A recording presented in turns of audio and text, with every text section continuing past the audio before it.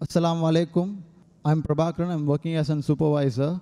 Firstly, I would like to know, there is a common saying in most of the religions that whoever follows God's sayings religiously will go to heaven, and if not, will go to hell.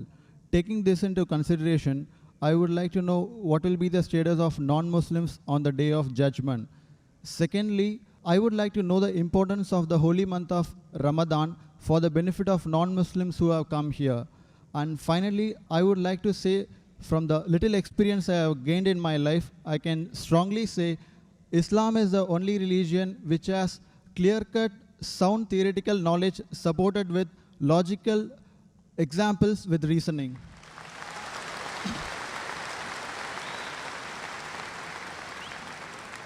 The brother asked 3 questions or 3 statements he had made. The first question was that all the religions say that if you don't believe in the commandments of God, you will go to hell. What will happen to non-Muslim on the day of judgment? Brother, as I mentioned earlier, the Quran says in Surah Nisa chapter 4 verse 48 and Surah Nisa chapter 4 verse 116, Allah, if He pleases, He may forgive any sin, but the sin of shirk, associating partners with God, He'll never forgive. So if a person dies as a non-Muslim and he associates partners with others, he believes in false gods, he does idol worship, he shall never go to heaven. Compulsory he'll go to hell. To go to heaven, you have to believe in one God, worship Him alone, and follow His commandments. Regarding a second question, what is the benefit of the month of Ramadan to the non-Muslims? Quran says in Surah Baqarah chapter 2 verse number 83, fasting has been prescribed to you as it was prescribed to people who came before you, so that you may learn self-restraint. The reason we fast is because we increase our taqwa, our God consciousness, our piety. And Surah Baqarah chapter number 2 verse 185 says, Ramadan was the month in which the Quran was revealed as a guidance to the whole of humanity, as a criteria to judge right from wrong.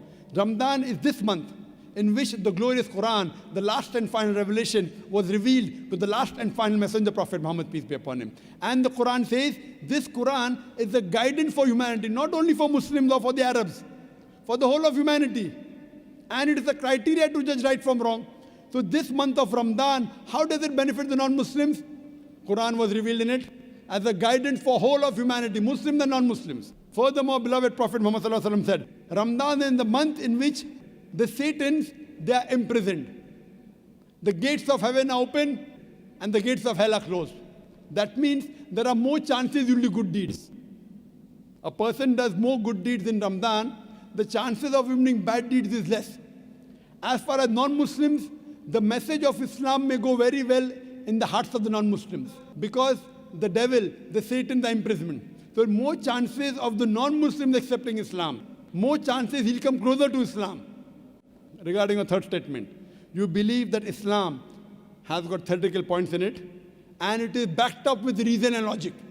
So when you agree that Islam then rules and regulations which are backed up with reason and logic, my question to you in this month of Ramadan, then why don't you accept Islam? It is not a question of accepting Islam. For the matter of fact, I do accept all the religions, all the good things every religion is saying. So I don't have any... Brother, you say you believe in all the good things in all the religions. That means there are some bad things in some religions, correct? I do agree, strongly agree. Oh, fine. I want to ask you a simple question. What do you think is bad in Islam? Practically, I have not come across anything bad in Islam, but maybe in practice, people have... No, in Islam, don't talk about Muslims. Muslims may be bad. I'm not talking about Muslims. Okay. Talk about Islam.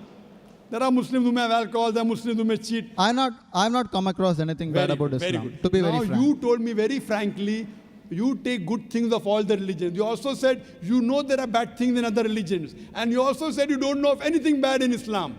So yeah, now in the other religions, there are good and bad. In this religion, only good. Suppose I give you 2 glasses of water. One is pure water. Other water, pure water, and 1 drop of urine. So which water will you drink? Good water, of course. Good, pure water. So this is a pure religion. Absolutely pure, without adulteration. Now, when I realize it is pure, when you are thirsty, you will drink the pure water. No, I believe it is pure, but I won't drink it. It doesn't make sense. If I want to get admission in a university, I do my survey. This university is the best. Why don't you take admission? No, I'll think about it. If you don't have the money to pay your fees, fine. University is very good, but too expensive. I can't afford the fees. Islam is free.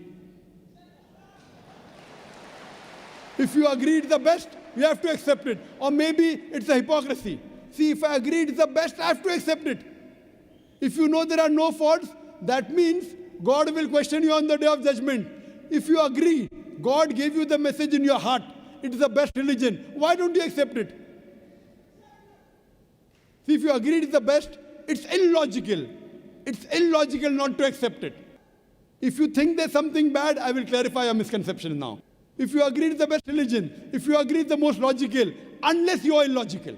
If you are logical, you have to agree the most logical religion. Unless you consider yourself to be illogical, brother. You know, sometimes, brother, emotions. What will my mother say? What will my father say? What will society say? Muslim! So these things may prevent you from accepting. I agree. It's difficult. It's not easy, brother. But if you are logical, if you are scientific, you have to accept what is best. Therefore, I say, if someone proves to me any religion better than Islam, I will accept it. If someone proves to me today, anytime, there's any religion better than Islam, I am ready to accept. If someone proves to me Christianity is better, I am ready to accept Christianity. Someone proves to me Hinduism is better, I am ready to accept Hinduism. I am not just talking. I have discussions with the doctors of divinity, with the top Christians. I am not a scholar, I am a student. I consider myself to be a student of comparative religion. But I have dialogues and discussions and debates with the top scholars of Hinduism. You know the most popular Hindu speaker is Sri Ravi Shankar. Have you heard of him? Very much. Yes, he agreed with the Quran. I'm a big fan of him, in fact. You're a fan of him, mashallah. Have you seen my debate with Sri Ravi Shankar? No, I've not seen. So you should see the debate with your hero, Yeah. Sri Ravi Shankar, Sure. and the student of comparative religion. Inshallah, if I get an opportunity, definitely. Yes, and since you agree, even he agreed that God has got no images. He agreed in the truthfulness of the Quran. Unfortunately, he didn't accept it. You know why? If he accepts, he will lose all the following. I agree. You agree. Do you have a following? Do you have a following, brother? No, I don't have any following. Very good. So what will you lose? Maybe some friendship, maybe some relatives. It's difficult. It's difficult. But if you know the truth, you should accept it. There's nothing wrong about it. Actually, so far as of now, I have not thought of about this because this is the very toughest and hardest thing in life to make. Think today in the month of Ramadan. You ask me, how does it benefit non-Muslims? It benefits the non-Muslims in opening the heart towards the truth. So I request you to think it over. If not today, yet you have another 3 weeks. Another 2-3 weeks you have till the month of Ramadan. If not today, except in the month of Ramadan, it will benefit you. And inshallah, I can tell you that inshallah, if you accept Islam, all your previous sins will be forgiven. 100%. So today if you accept Islam, if suppose you die today, I can tell for sure you will go to Jannah. I am not sure about myself, but about yourself I can tell you. Because the moment a person accepts Islam, all his previous sins are forgiven. If you accept Islam and if something happens to you today, I don't know about others. Inshallah, you will go to Jannah. Thank you very much. So I'm waiting for acceptance.